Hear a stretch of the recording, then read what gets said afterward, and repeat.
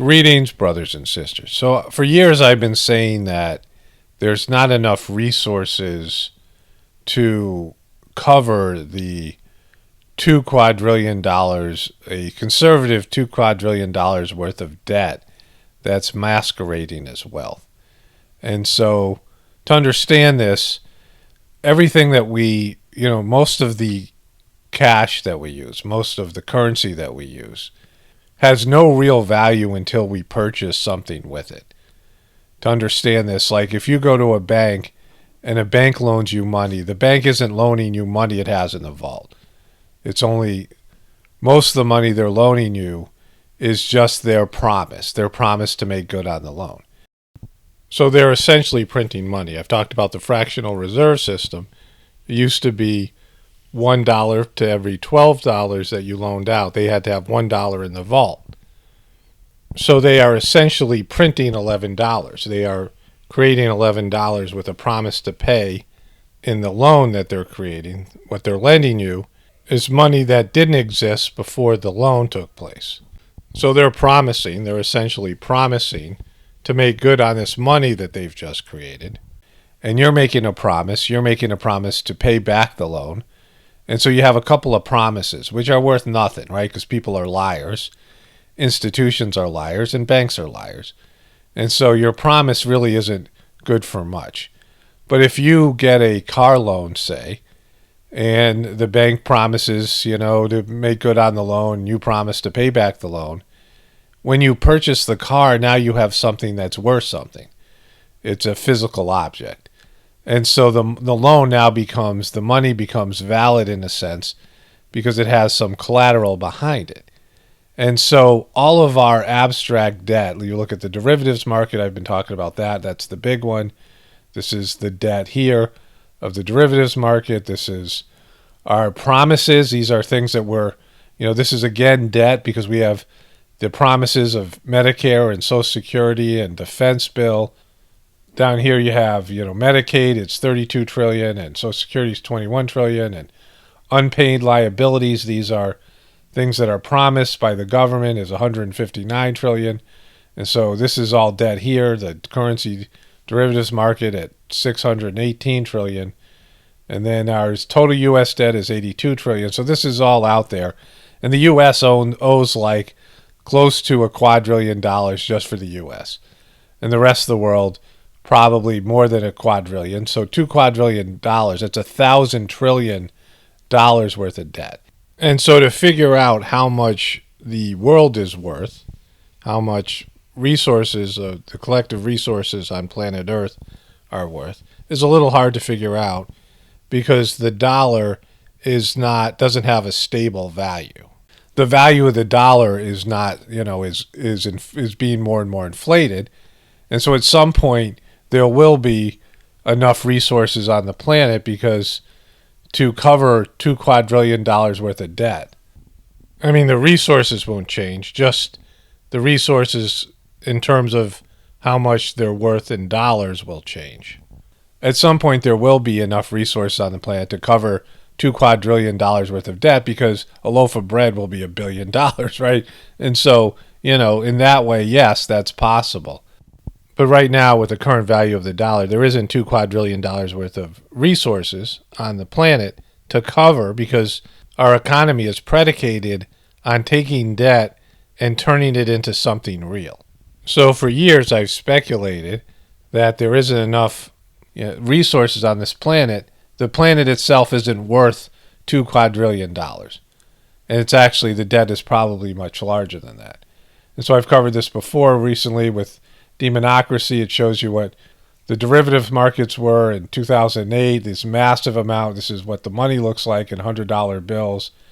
The various banks owe, right? This is all the money that's owed. This is all the, derivatives market that's on the books at Goldman Sachs, at Bank of America, at Citibank, at JP Morgan Chase. I mean, this is the big one right here. It's like 70, and it's more now. Like that was way back, 12 years ago or so. Because of my videos on the Queen, where I found this website, I was looking at the value of America. Based on the work of economist William D. Larson, the total value of the 1.9 billion acres in the contiguous 48 states is nearly $32 trillion, or about $12 an acre on average. So you might remember from my video about the Queen that the Queen has 6.6 billion acres. And so I was comparing this. I wanted to find out what her acreage was worth. And it's around almost $75 billion or maybe a little bit more. And so in the United States, which is more valuable land, this guy figured that each acre in the United States was worth about $12,000. Now, land in the United States is very resource rich. Like I said before, 71% of the world is habitable and the other 29 isn't. That doesn't mean that the other 29 doesn't have any resources at all, but the land is certainly not as valuable. So $12,000 an acre is a high price, and there are 37 billion acres of land in the world. So if you take that figure of $12,000 an acre and you multiply it by 37 billion, okay, so that's the amount of acres in the world multiplied by the amount of money that each acre in America is considered to be worth. So you get $444 trillion, which is, not even close to a quadrillion dollars. Remember, in America alone, we have a quadrillion dollars worth of debt, with 617 million of that being in the derivatives market. This kind of ballparks it and tells you how much the earth is worth. All the resources on the earth, based in a high price for land, is, less than $500 billion. I mean, it would be generous that's a generous figure, I think, because that's a very high price for land, $12,000 an acre.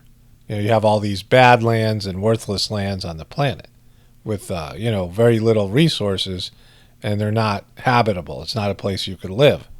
So to understand that, you have all this abstract, this debt, these promises, right? Promises to pay. And the only way that debt becomes solvent, in a sense, the only way that debt becomes valuable is if you can buy something real with debt. And the other piece to this is the way that our economies work is that we're always in debt, but they have to make it look like at some point we will be able to catch up to the debt. At least it is possible that we can someday catch up to the debt. Because once we paid off all of our debt, people say, why don't we pay off all our debt or just renege on it and say F you to the banks? Because that debt is our buying power. Without debt, we are poor, right? If you paid off all the debt, then you would have only $60 trillion or $80 trillion of printed currency. Of course, that's worthless. And so you wouldn't have any way to buy anything, right? You have to people are using debt as a way. When you use your credit card, you're using debt. You're using a promise, right? You're buying something now and then going to pay your credit card bill later. So this is, it's all basically debt. You're using debt as a way to purchase something in the future, a promise that you're going to make good on your purchase. And so the way the economies work is that the debt is, the economy always has to be growing to look like it's catching up with the amount of debt.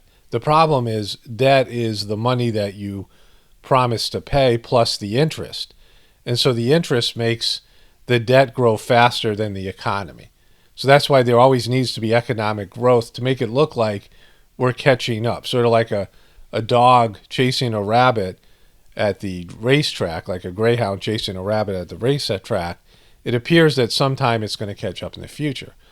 But at some point, the debt gets so astronomical, and that happened years ago, like it's global debt, it's the United States debt, that now you can't even really legitimately say there's any chance of paying off the debt. And I've covered this so much with the world debt clock. You just can't, you can't do it. And so that's where we are now. But there wasn't any real way to figure what is the world worth? What's the world worth? And so in terms of all the land that's available, of course, there's resources out at sea and things like this, but not all the land has resources on it. And you can't cut down every single tree because there would be no oxygen. So you could value all the trees in the world and say this is how much, there's $1 trillion worth of trees in the world, or whatever it is, probably, not even that much, but you can't cut down every tree. Not everything is harvestable. Not every drop of fresh water or water is something you could claim as, oh, we have this much in resources, right?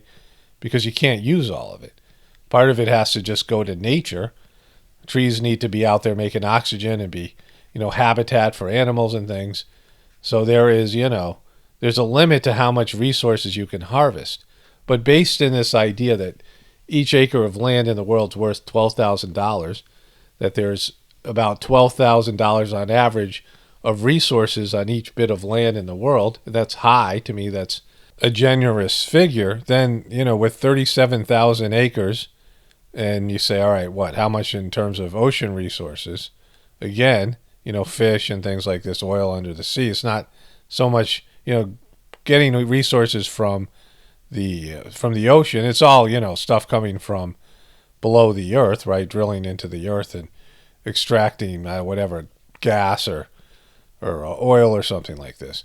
And so the collective land is generously, $444 trillion in value.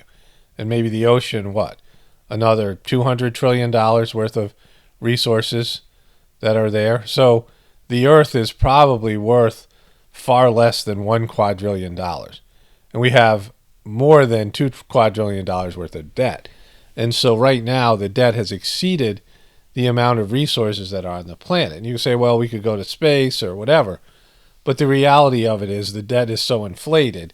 I mean, this is just another way of understanding that the debt is so inflated, is so far beyond our ability to earn and create, wealth from resources. Again, the world gross domestic product is only $80 trillion. So that shows you all the resources that are being harvested right now and turned into stuff, and then you can turn stuff, recycle things or whatever it is. But that's only 80 some trillion dollars. And that's far less than the $2 quadrillion worth of debt. The world economy, and this is gross, this is the gross world product. It's not even the net profit. We're not making $80 trillion in profit. I mean, just with all the economic, sales of technology and foods and, energy and all these things are being sold and produced out there, it's only worth $80 trillion. And yet, in terms of debt, there's, quadrillions of dollars in debt. And so, again, a quadrillion is 1,000 trillion.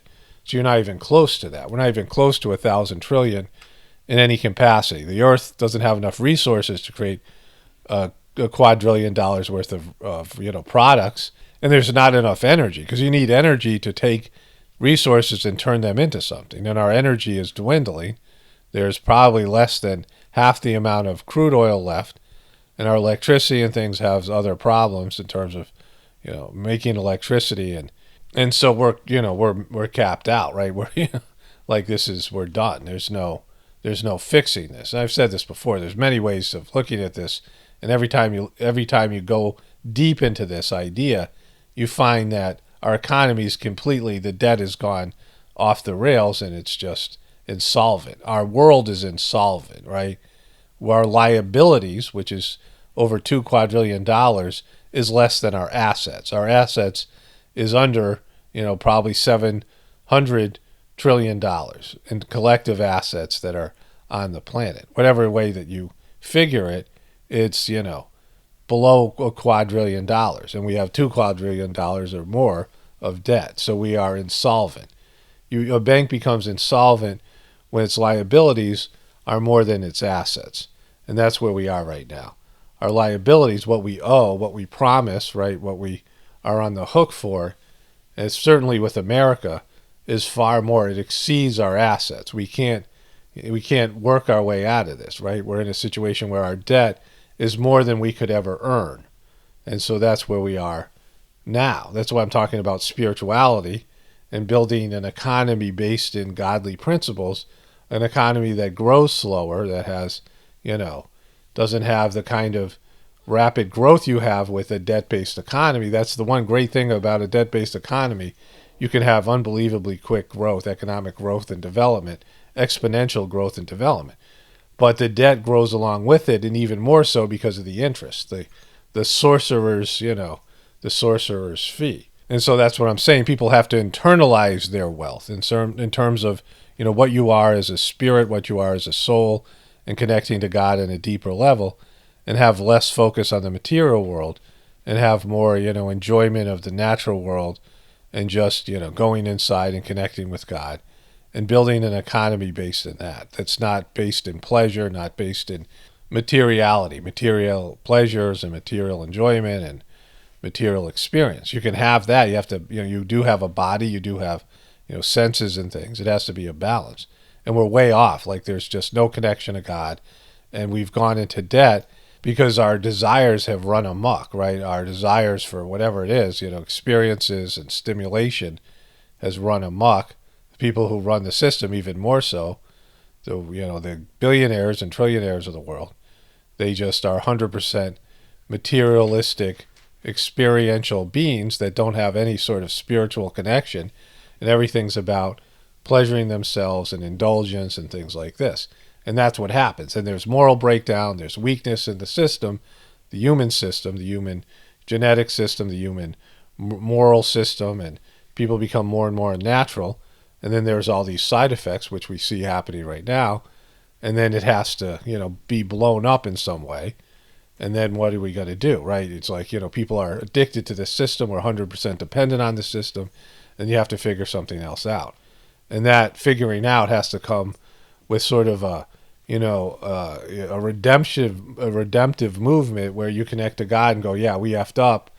And you connect to God and you say, all right, God, we got to bring you into this, right? We have to bring divinity into this and our souls into this and some level of wisdom and maturity, and build a system with spirituality as its base. Only spirituality will save this world. It's Paul Romano, definitely reporting from the Apocalypse and the Ascension. Everyone have a blessed day and be grateful.